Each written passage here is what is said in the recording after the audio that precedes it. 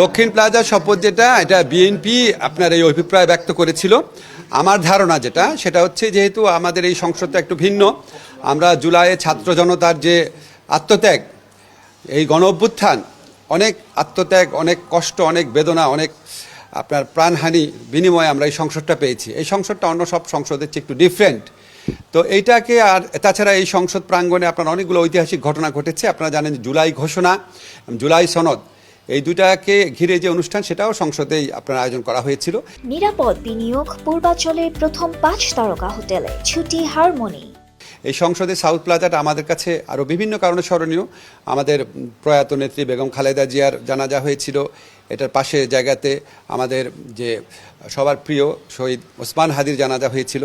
তো এটার একটা অনেক স্মৃতি জড়িত আছে এখানে। প্লাস এটা আমাদের জুলাই গণ অভ্যুত্থানের একটা বিভিন্ন যে ডকুমেন্টেশন সেটার প্রকাশের একটা জায়গা হয়ে দাঁড়িয়েছিল।